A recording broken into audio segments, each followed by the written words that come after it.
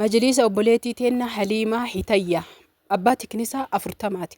Abbaan tiknisaa 20 kan akkamii 30 kan akkamiiti kan jettanii fi qarshii isaa guutuu hanga xumuraatitti inni kun gatii isaa xumura irratti kan dhufee fi yookiin xumura irratti isiniif himaa isin hanga xumuraatitti ilaaluudhaan viidiyoo subscribe, share, like waliif godhaa lakkoofsa bilbilaa kiyya kana. Majlisa bareedaa fi miidhagaa ta'e abbaa tiknisaa 40 qarshii bareedaan akkasumas boondii tokkoffaa ta'een akkaataan dalagaa yookiin guutuu meeshaa isaatitti ziippiin yookiin ammoo tuyyuu qulfii bareedaa ta'e kan godhame yeroo barbaadanii fi yeroo hajamtanitti irraa miksiisuuf. Assalaamu alaykum wa rahmatullahi wa barakaatuh. Ashaam harka fuunee Oromoo fi Abuutu jira jirtu amantii kaansoo waliin majlisni kun baay'ee bareedaadha. Kun kan itti hirkatanidha. Akkaataan hojii isaa yookiin kalaqisa baay'ee namatti tola. Boondii illee filatamaadha. Namoonni dhugaan bitachuu barbaadan qofa guutuu meeshaa isaa isin daawwachiisa.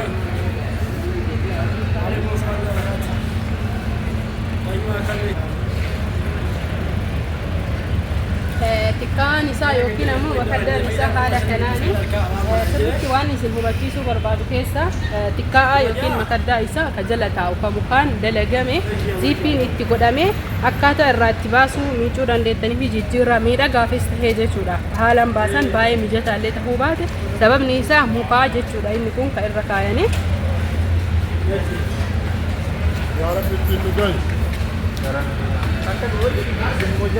baay'ee miidhagaa fi bareedaadha.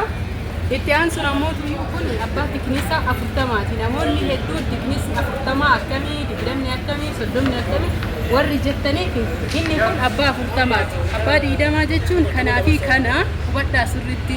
Saantii kun saantii 10 kunis saantii 10 walitti 20 jalli kunillee 20 jechuudha. Ka kana lama ta'u walirra godhanii osoo hin qoodin kun 10 kun 20 kunis 10 20 fi 10 30 kun 10 walitti 40 jechuudha. Namoonni diizaayinii kanaallee jechuudha diizaayin gootanii osoo jechuudha muraa kana ittiin godhin haala kanaan 30 barbaadanis baay'ee dheeraa kan ta'e as kan gahu isiniif dalagama. Itti aansuun ammoo namoonni 20 qofa barbaadanillee diizaayinii kanaan muramee jechuudha waan asii gadi yookiin asii olii kanatu dalagama. Waan sirriitti wanni ani isinii ibsu barbaadu namoonni hedduun jechuudha himmaasha yookiin walakkaa irratti meeshaan isaa ni dalagama warri jettan akkuma kun amma firii 12 litira 12 jechuudha mana guutuudha. Garuu ammoo meeshaan isaa guutuu isuma wajjin kan dalagameedha. Teebilii xixiqqaa 4 fi guddaa 5 qaba. Teebilii kana rogaa fireemis tahee geengollee ni hojjetama. Garuu modelli amma sirrii bareedaa tahee hojjetamaa jiru isa kana jechuudha. Kun amma kan hojjetan firii 12 wajjin sirriitti ka nama ajaa'ibu keessa firii 12 jechuun walumaa galatti baay'ee kana anuma wajjin turtii gaarii godhaasi.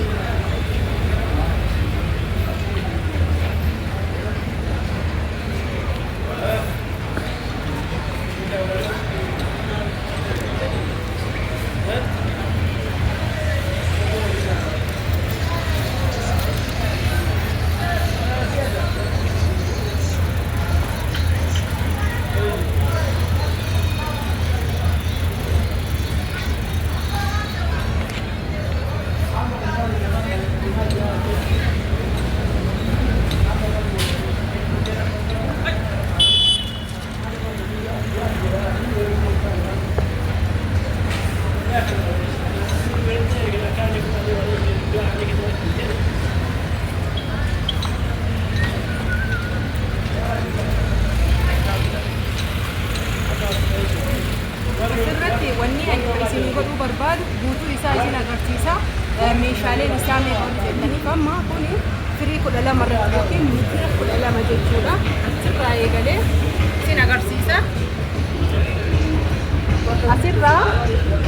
asiititti mitira tokko jechuudha. Qabanni reefan kan duuba dhiirgatan kun mitira tokko.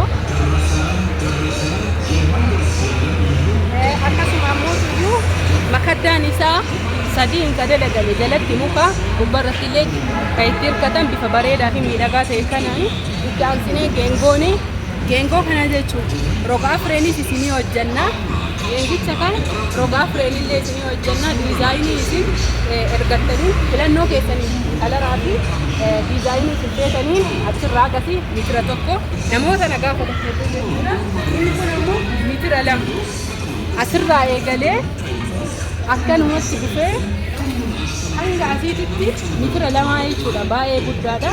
Akkasuma kan duubaan itti hirkatanillee mitira lama akkasirratti isiniifuu fi meeshaan isaa ammootu dimmaasha ajajattanii jechuun walakkaa mitira 6 ajajattanii mitira 8 ajajattanii 9 ajajattanii akkanumatti isinii dhufa. Garaagarummaan isaa mitira 12 irratti inni kun 8 dhufa. Hubadhaa asirratti mitira 12 irra kun 8 dhufa. Kunis 8 dhufa. Adda isaatitti jechuudha.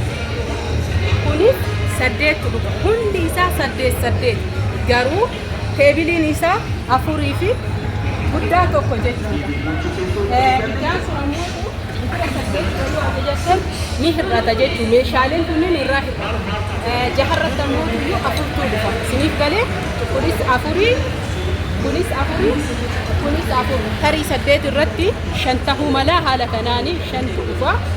Kanaaf namoonni ajajachuu barbaadan kun godhuu barbaadu isa kana nama jaallattan qofaa fi diizaayinii barbaadanii ajajachuu dandeessanii fuqaa fi makadda yookiin zaawiyaa isaati. Nama sirriitti fayyadamanii jira. Kun zaawiyaan ijaayyoo naannoo ifamaa sirriitti naalaa seenaa jira.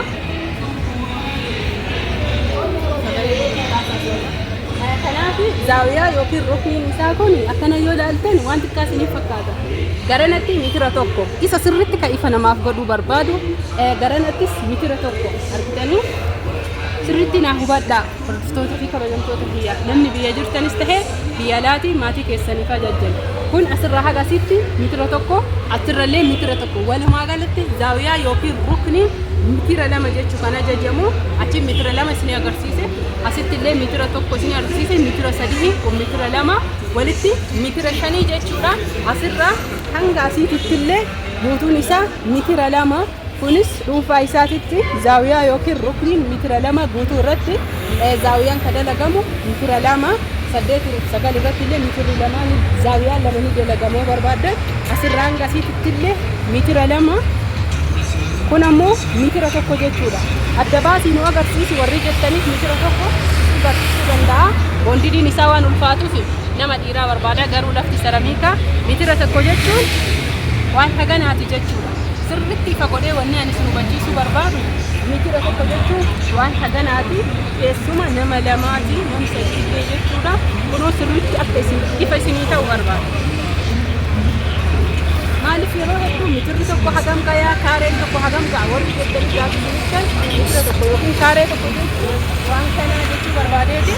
Guutuu isaa walii galaa jechuudha. Meeshaalee isin argitan kana hunda wajjin guutuu isaa walii galaa meeshaalee isin argitan kana hunda wajjin qarshii inni ittiin dalagame namoonni barbaadanis ta'ee namni ajajachuu barbaadan kaloonis baay'ee bareedaadha. Boondidiin isaa jechuun baay'ee bareedaa kan ta'ee fi ija keessanii ilaala. Akka boondidiin isaa baay'ee bareedaa fi filatamaa ta'e obboleessi xiyyarra bahee isin agarsiisu irra bahii. Kanaaf boondidiin isaa haala isin argitaniin baay'ee kan jechuudha jabaataa tahee fi filatamaadha. Boondidii tokkoffaadha. Namoonni ajajachuu barbaadan lakkoofsi bilbilaa dhiyaa duwwaa 9781572 waatsaappii teelegiraama akkasuma immoo namni bilbilaan dibachuu yookiin ifa gaafachuu barbaadan dhiimuudhaan bilbiluu ni dandeessu. Namni ajajachuu barbaadan qofti koottaa amma waan nuti isiniif godhu kun abbaa tiknisa 40 30 ni dalagama 20 ni dalagama jechuudha. Filannoo keessan waan ta'eef jecha 20 feetanii 30 feetanii kudhan million hidha lagamaa garuu kudhan hin baay'ee namatti hin toru. Kudhan jechuun waan asii olii waan ta'eef sirriitti isin hubachiisee fakkaate majlisa irraa irratti. Kanaaf hanga viidiyoo biraatiin walitti deebinutti horaa bulaan fayyaa fayyaa turtii gaariidha nagaa. Majlisni kun abbaa tiknis 40 baay'ee bareeda meeshaaleen isaa guutuudha dachaadha jechaadha. Kanaaf viidiyoo warri ilaaltanii hanga xumuraatitti gatii isaa baruu barbaadan 1,100 fi 55 dha. Gimaashni ammoo kuma 78 namoonni ajajachuu barbaadan gimaash jechuun mitirii 6 mitiriin tokko akkam akka ta'e mitiriin 2 akkam akka ta'e hunda isaatu haala bareedaa ta'ee fi haala gaarii ta'een isin agarsiise. Akka carraa ta'een majlisni kun viidiyoo irratti bifni isaa hedduu dhibbatti hin mul'anne sababbiin isaa aduudha maatiin isaanii fe'uuf waan achi jiraataniif achi na eegaa jiranii fi sirriitti waraabbiin kaameramaaniin kiyyallee ni qaanfate. Kanaaf namoonni ajajachuu barbaadan qofti koottaatii ajajadhaa isiniin